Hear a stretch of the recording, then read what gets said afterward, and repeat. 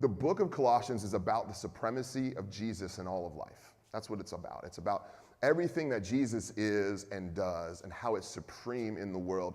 But as a result, we tend to understand who we are when we can fully understand who Jesus is, right? And so that's what we've been speaking through the last 7 weeks. And we've been going through different core identities. We've talked about hope and holiness and false gospels and all these different things. And we've talked about friendship and all these different key ideas. But this week we're going to talk about something we're going to talk about purpose, finding purpose, okay?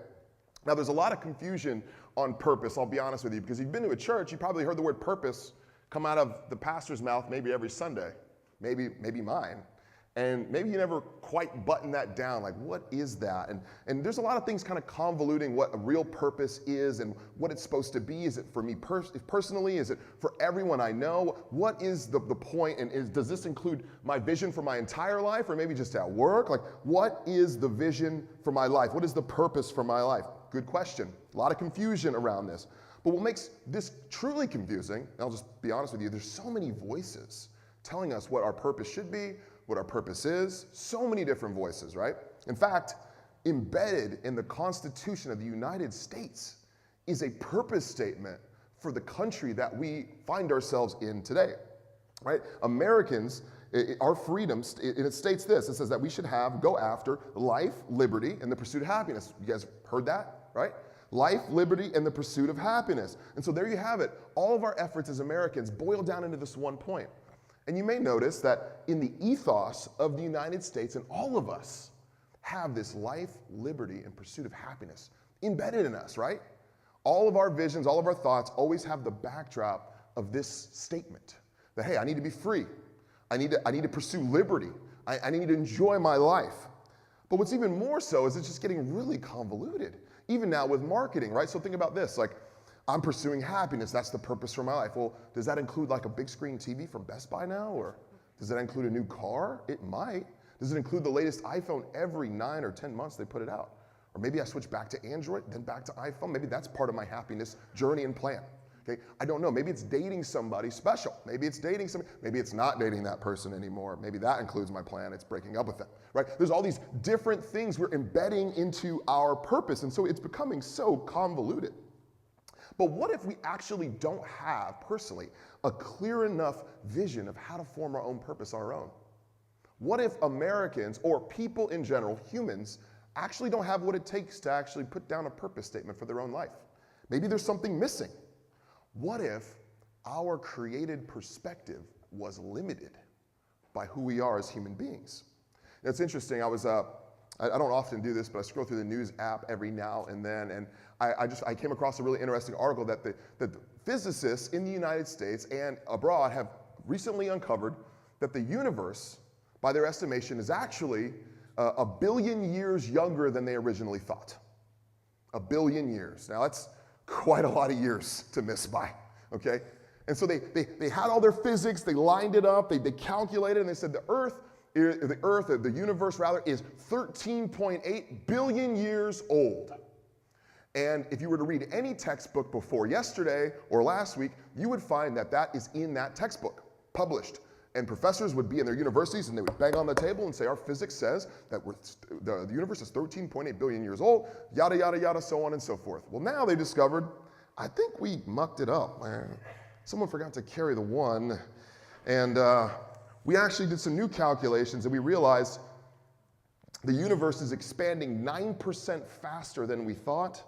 That's quite a margin there. And it's a billion years younger. Man, we messed up. Johns Hopkins University astronomer Adam Rees, he says this, he says, it's looking more and more like we're going to need something new to explain this. You don't say. There's a chance that Adam Rees's explanation is incorrect and something actually sped up the acceleration of the expanse of the universe. That's what we're finding. And they say one potential culprit might be dark energy, but so far, quote, scientists have not been able to directly confirm nor deny that theory. I mean, I don't know what any of that means, but that seems complicated, okay? NASA astrophysicist John Mather told the AP that there are two possibilities. He says, we're making mistakes we can't find, or nature has something we can't find. AKA, we have literally no idea what we're doing. We have no idea. Something either we can't explain or we're wrong. We don't know, right? We don't know. We cannot be so sure that we really truly understand the foundations of the universe as a person, as a human. It's very difficult to grasp, let alone our own purpose and vision for our lives. It's very difficult. Now, Christians believe, if you're a Christian, welcome, we're glad you're here. Christians believe that they actually do feel like they can find authentic purpose. That transcendent purpose comes from our maker, comes from God, right? It comes from God. That the potter essentially molds the clay into the purpose he desires it to be molded into. That God essentially creates humans for a purpose, okay? Now, the biggest trouble with NASA and with physics and with us trying to explain our own purpose apart from God is pretty simple. It says, when we remove God from the explanation of ourselves, we fail to discover real purpose. When we remove God from the explanation of ourselves, we fail to discover real purpose. When we disconnect ourselves from a maker, we're left with trying to make explanations and thought processes and assertions about who we are and what we do and what we should be doing with our entire lives. It's very difficult, okay? So Paul, in his closing statements in Colossians, he actually gives final greetings. At the end, you saw a bunch of names there, but he mentions several people that have actually found their purpose. Several people that have actually found their purpose. And the reason why I believe they have actually found their purpose is because they fully integrated God into their lives. And in doing so, they discovered who they are and what they're supposed to do. We have much to learn for these people as we get into this. Now, by way of preface, I just want to say, I know many of you have read blogs on purpose, and some of you have sat in sermons and talked about purpose and things like that. This is ripped from the scriptures, okay? When we talk about the Bible, when we talk about ourselves, rather, it should be how we're informed by Jesus, not the other way around. And so what I don't want to do is for us to come to the Bible and look for answers for us, but rather go to the Bible looking for Jesus, and in so doing, as a result, find answers for us, okay? And so as we understand Jesus, we're going to truly grasp who we are and what we're made for, okay? But there is some good stuff in here for us. And here's the first thing. Your purpose may come in a form you least expect. It may come in a way you least expect. The first name Paul mentions in our text is a guy named Tychicus. Like ticks, right? Like Tychicus, okay? Anyone do a Bible word study on Tychicus? No? Nobody? Okay. Very rarely talked about, but let's hear what the Bible has to say about this guy. Verse 7 for me. Tychicus will tell you all about my activities. Now, Paul is writing and finishing his letter, remember? He's finishing his letter, if you were here last week, and he is writing it, and he puts some final greetings in there, and he's often sometimes includes the names of people that might come across the people in Colossae. And so these people may or may not accidentally go there, and so Paul's kind of trying to give them his blessing. You know what I'm saying? Say, hey, this is my friend. He's good if you ever see him, right? That's essentially what's happening. So Tychicus will tell you all about my activities. He is a beloved brother and faithful minister and fellow servant in the Lord. I have sent him to you for this very purpose, that you may know how we are and that he may encourage your hearts. Now, Tychicus is mentioned 5 times in the Bible. And all 5 of those were like, where? You know what I mean? I don't remember reading this guy's name. It was one of those names you read fast past, right? Fast and confident, right through their name. Don't know who he is and what he's doing. But even so, there's a ton to learn about this guy. There's a ton to learn about him. This guy traveled with Paul throughout most of his second and third missionary journeys. Paul was a missionary, go all over the Middle East and in parts of Europe and proclaiming the gospel and things like that. And this guy Tychicus joined him at the end. So Paul went to this city called Ephesus. And this guy Tychicus was there, heard Paul speak, and was like, I like that guy. I believe what he says. I'm going to ask him if I can go with him. And so Tychicus jumps in with Paul, wagon or probably by foot, to be honest with you, he didn't have a car. So he was walking along with him, and he had been in so many of Paul's different accidents, let's call them. You see, Paul was stoned a few times, shipwrecked. You ever been in a boat accident? See, Paul was in a boat accident. This guy Tychicus was with him, right? He was beaten, thrown in jail, all these different things, and this guy Tychicus was with him. But we don't hear anything about this guy. Like nothing about this dude. Nothing. Like we just see his name every now and then. There was no flash in this dude at all. No flash. He doesn't talk about his appearance. Nothing. He was mostly just the guy that delivered Paul's letters to different cities. That's mostly what he did. But here in this passage, Paul refers to him as something special. He says, he's a beloved brother and a faithful minister and fellow servant in the Lord. He speaks incredibly highly of Tychicus, even though we don't know much about what he's done, even though the things he's done are incredibly small by our own standards. And that leads me to say that there is greatness in even the smallest things done for Jesus. There's greatness in even the smallest things done for Jesus. Now, to be honest with you, the trouble with reading this is kind of like the ethos of where we're living, even right now. We got to make it big, right? I mean, we've got to have an awesome origin story. I mean, look at Paul. Paul, his name was Saul. He was killing Christians. All of a sudden, Jesus shows up to him right there, makes him blind for 3 days. He gets done with that, comes back and starts preaching all the time. That's pretty cool. One time, Paul got stoned. The disciples, the apostles, thought he was dead. They threw his body outside of the city gate. They prayed around him. He woke up and went back in and kept preaching.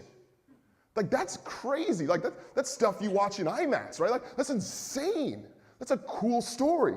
We look at these stories and we're like, man, the reason why I haven't seen my purpose yet is because I'm waiting for this moment where like everything's gonna click. It's gonna be like the first act of my story, and then it's gonna happen, and then I'll go, man, okay, when I discover who I am, then I'll look back to that moment, and I'll be like, that was the moment I discovered I was supposed to be a ship captain, and whatever you want to do. I don't know, maybe you're a ship captain. It's so cool, right? We want these amazing stories. Like, we think that we're supposed to, like, I don't know, have our parents murdered, fall down a cave with a bunch of bats flying around, and then decide I'm gonna be Batman later in life. Like, we're looking for that moment, right? Where's the cave I'm gonna fall in? When I'm gonna become Batman? You know what I'm saying? When is it gonna happen? Some of you guys hang around labs looking to be bit by a radioactive spider so that one day you can become a Spider-Man. And like that's your goal. Your goal is to be something crazy that gives you this transcendent, amazing, crazy story. But Tychicus was just there, faithfully serving Paul. That's it. Faithfully serving him. God has a way of allowing ordinary people to produce extraordinary results. And Tychicus is no different.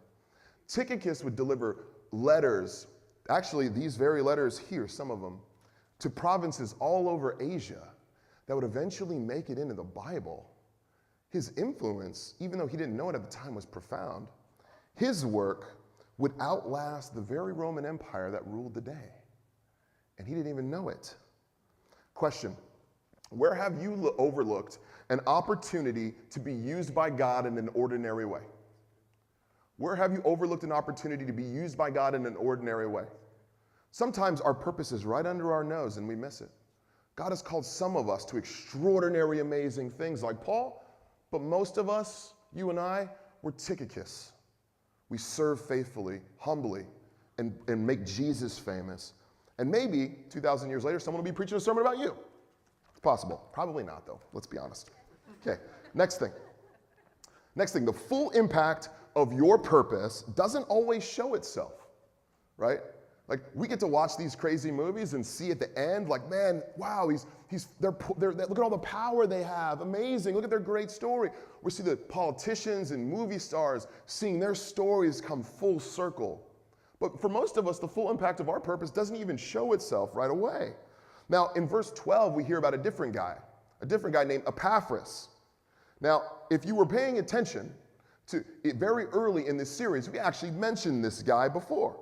And I want to actually go back and read what Paul wrote about him in chapter 1. This is our very first Sunday in Colossians. This is what it says about this guy, Epaphras. Just hang with me. Verse 7, chapter 1, verse 7 and 8. Just as you learned from Epaphras, our beloved fellow servant, he is a faithful minister of Christ on your behalf and has made known to us your love in the Spirit. Now, what does all this mean? Well, Epaphras was in Ephesus as well. Ephesus was about 70 or 80 miles away from where the Colossae is, the book where we're talking about here, the people that received this book. And so this guy Epaphras was hanging out in that city, and Paul was there again. And Paul was there preaching. And Epaphras was like, I like this guy, Jesus. You know what? Where I'm from, I think I need to bring this back to to all the people that I know. And so my brother, my sister, my uncle, my cousin, all these people, they're back where I'm from. I'm going to take the journey and I'm going to go back and I'm going to try to start one of these things. These churches, is that what they call them? I'm going to try to start one of these and I'm going to tell everybody about Jesus. And so what did he do? He went to Colossae, down by a river, 70 or 80 miles away, and he started a church. He started a church. He started telling people about Jesus. He started proclaiming the name of Jesus and telling people they need to get saved and started baptizing people. Now this is hard work, right? He was converted and then now he's trying to help other people get converted. Like, that's pretty quick. And he was probably just thinking in his head, like, you know what, I'm probably just going to go back, share the Bible a little bit. Maybe some of you were even in that moment. Like, sometimes I think I'm not going to make a huge impact. I'm just going to go into work and there's this one guy I need to tell about Jesus. There's one girl I need to talk about Jesus. That's it. And Epaphras goes back. Maybe it won't be a big deal. And all of a sudden, boom, giant church starts. So big, Paul himself needs to write letters to the church to be able to give his oversight and blessing to it. Now, this is risky business we're talking about here that Epaphras undertook. I mean, this is hard work. Church planting is hard, right? He's converting everyone, but everybody weren't Christians. It's not like he can just say, hey, guys, I'm going to post a flyer, and hey, if you already love Jesus, come join my church. We're going to start a little something. There was nobody there, maybe a few people that knew who he was. This is hard work. He had no clue it would work, but he pushed through because he knew, he deeply believed that this is what God is calling him to do. So he fulfilled his purpose. God often multiplies a purpose fulfilled. Sometimes we think the little purpose that God's calling us to is not going to make a big deal. Maybe it's just this one little interaction, and then all of a sudden it sparks into something amazing. I've often shared with you guys the story of how I came to know Jesus. I was 19 years old, and a guy handed me a Bible. I never talked to that guy again. He gave me his Bible. He probably has no idea what I even do. I'm not even friends with him on Facebook. I have no idea where he is. But there's a church now here, a church in San Francisco that's just starting, that's sharing the good news of Jesus. We never know the impact of a purpose fulfilled. And sometimes we don't have full clarity, but pushing through is the best thing we can do if we know that's what God wants. God always uses our purpose for his good work. And so, for some of you, you may have said, you know what, I think I found my purpose. I think I know what I want to do with my life. I hear you. Number 3, don't quit on your purpose. If you found it, and when you do find it, do not quit. We find our guy Epaphras now in the next passage, fast forward back to chapter 4. He's sitting next to Paul. Where's Paul? Do you guys remember? He's in jail. He's in jail. He's in prison.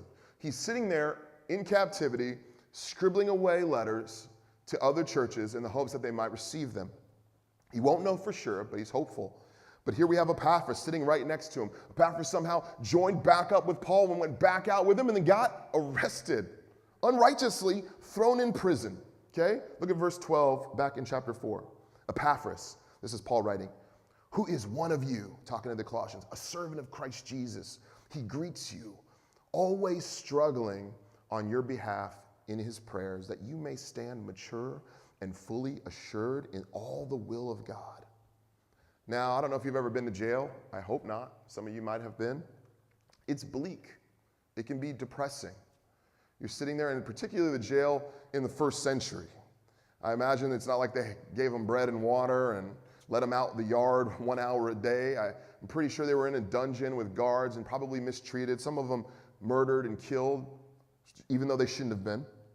And so Paul is sitting here, and they've heard the news of other apostles being killed and slaughtered and murdered, and they're sitting there, and Epaphras could have easily sat there and said, you know what? I don't think this is worth it. I mean, I just heard this guy talk. It's only been a couple of years. I just started a church. Who cares? What's the big deal? If I recant right now, I can get up out of here and I can go back home and see my wife, see my kids. I can be out of here, back on my way pretty soon. And yet, what do we find him doing, guys? What does it say? It says he's always struggling on the Colossians' behalf in prayers. What is he doing? He's sitting there fervently praying for the church he started. He's not quitting. He's not quitting. He could have quit. The Bible's full of plenty of stories of people that did quit. Not this guy. He's not quitting. He's standing in there. He's praying. Don't quit. If God has shown you your purpose for your life to radically serve him in a way that would transform even one life, do not quit. Do not quit. There's a book called The Dip by a guy named Seth Godin. He wrote a book, and the dip refers to this point you get right before you get success. Like all verticals at work have this one place where you hit a sticking point, but if you outlast the sticking point, then all of a sudden success hits. Many of us find ourselves with our purpose in God, and it gets hard. By the way, it's supposed to be hard. We get to that point, and we're like, man, this is too hard. I'm just going to quit. I'm just going to do something else. I don't think this ministry is going to work at my school or at my place of work. I should probably just let this thing die. I don't know about this Jesus thing anymore. It's getting difficult. I'm starting to have to change the way I think and act. This is just difficult. Don't quit. Some years ago, for those of you that don't know, I used to play football.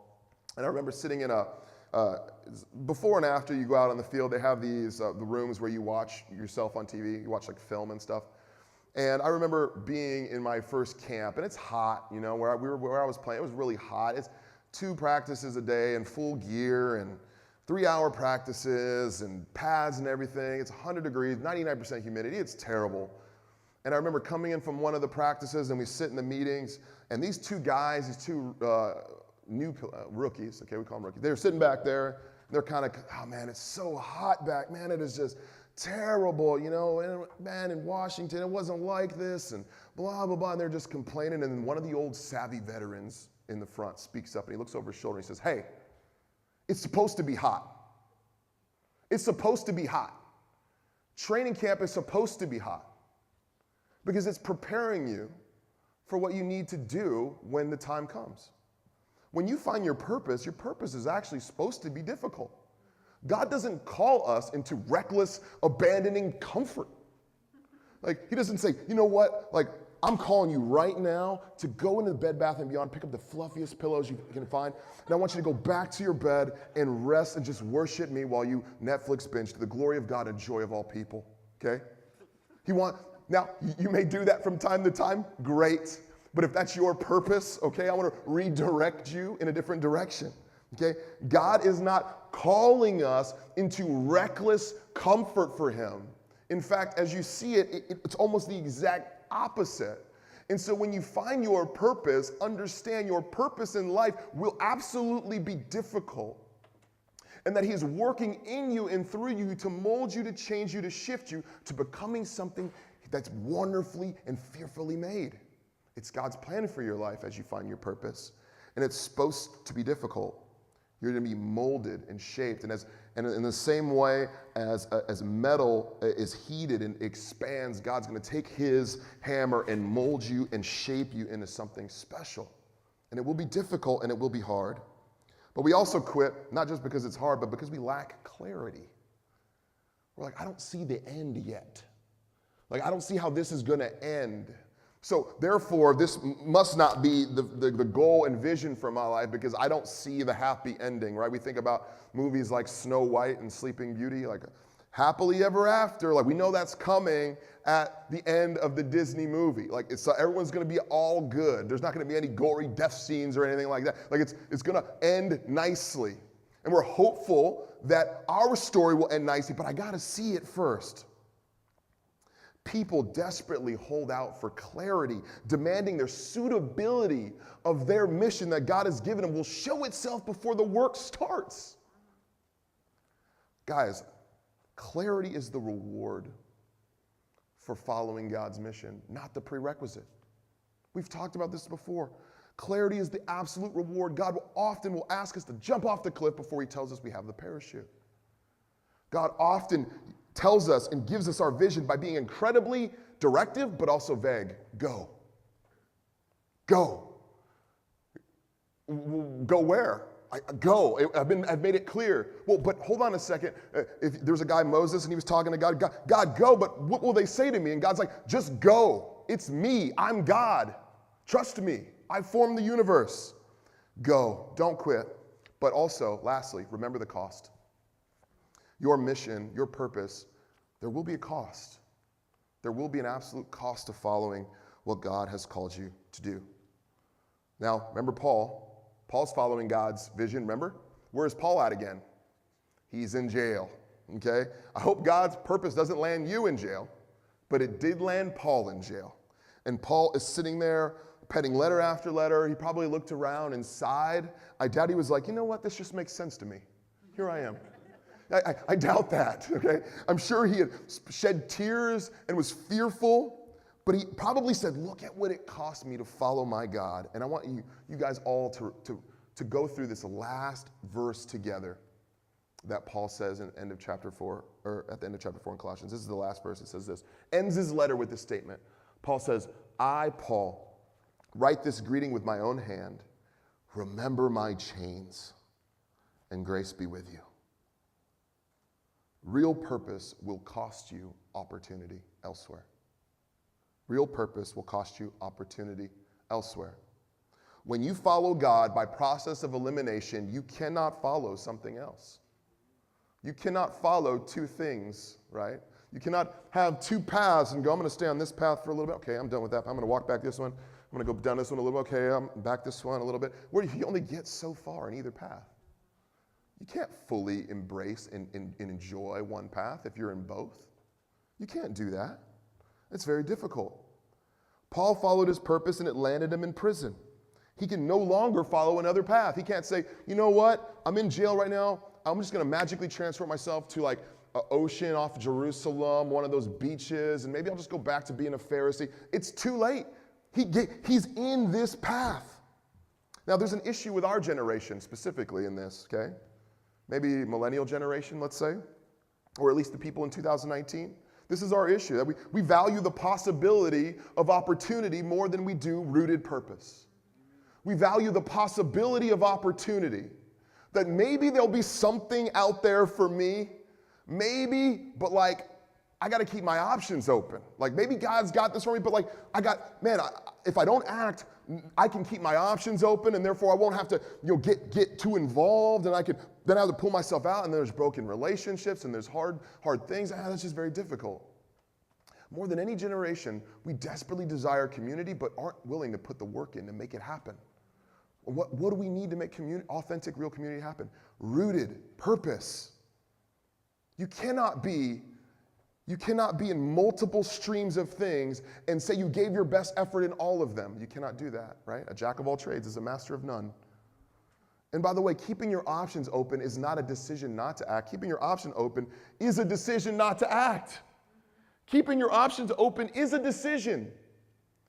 If you say, I'm keeping my options open, I don't know if I can commit to this family, this workplace, this church, I can't do that. I'm going to keep my options open. What you did is you didn't not make a decision. You made a decision. It was just not to do what God called you to do. Many of us know that God has been calling us to something specific, but we don't want to act because we're afraid of the FOMO, right? We don't want to miss out. There's so much out there for us. Man, I mean, I could go live by the Grand Canyon. I mean, that would be awesome. I mean, why root in and be a part of a community when I could just, go live in Flagstaff? Man, that would be awesome. I mean, look at it on Instagram. Look at this place. I mean, I don't know if I could commit to this job because what if I want to switch careers and do this one? And listen, I know God's called me to talk to this person, but man, that's going to take up some time, and I might burn some equity in my place of work, and it might cause some friction. Paul's decision led him to lose his freedoms. And man, we love our freedom, don't we? I think that was in our vision statement for our country. Life, liberty, and the pursuit of happiness. Oh, you thought you didn't like America because of Trump and all this stuff, and here you are, life, liberty, and the pursuit of happiness, fully embracing the ethos of American culture. Freedom. Freedom. I need my freedom. But Paul lost his freedom, and that scares us, doesn't it? But I think there was a guy that said, what profit is it for a man to gain the whole world and lose his soul? Man, you find your soul in your purpose, don't you? Your legacy as a human being is behind your greatest sacrifice. When you go all in on a purpose, there's a legacy behind it. There's a legacy behind it. As a human being, as a person. When you push your chips to the middle of the table, and you say, this is who I am, this is what I'm going to do, this is going to be difficult, that's when you earn bars and respect. That's how you get it. by going 10, 15, 20 years in the same direction faithfully and servant-heartedly. That's how you do it. Not by dabbling in multiple streams of things, hoping that you can find your American dream. You find it in commitment and legacy. And those who are unwilling to sacrifice are those without legacy. I want legacy for all of you. For the Christian, in closing, there is no purpose apart from the gospel. There is no purpose apart from Jesus, right? When we insert him into our story, then we can know who we are, right? We get that. This gospel, this good news that Jesus Christ lived a life that we should have lived, that he died a death for us, for all of our imperfections, that all who would believe in him would inherit eternal life and experience transformation even right now to fulfill the purpose he's given us. That gospel, this gospel saves. This gospel empowers you, but it's also mandated. The gospel is not optional for someone who follows him. It is something we must fulfill, and that includes our purpose. Now, some of us have overlooked our purpose because I think we've overlooked Jesus. And I think that we may have sniffed our purpose, but we missed it because we forgot to include the most integral part into that.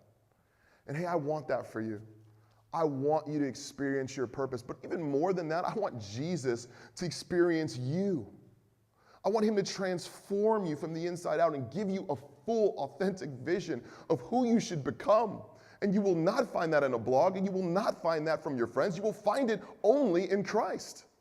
That's the only place you will find it. So I want this for you. And I know your purpose, and for those of you who maybe feel like, I don't know if I know Jesus, your purpose has to begin with a new identity, one that deeply desires Christ. And so I want that for you this morning. If you've been lost for a season, and you feel like, man, I don't even know, I feel like I've just been out to sea, I don't even know where I'm going, this is who we're talking about here. The missing link, the most important man in human history, Jesus, belongs in your life. Otherwise, you'll find yourself preoccupied of trying to make yourself interesting and trying to save yourself rather than following the purpose you were supposed to in the first place. Let me pray for you.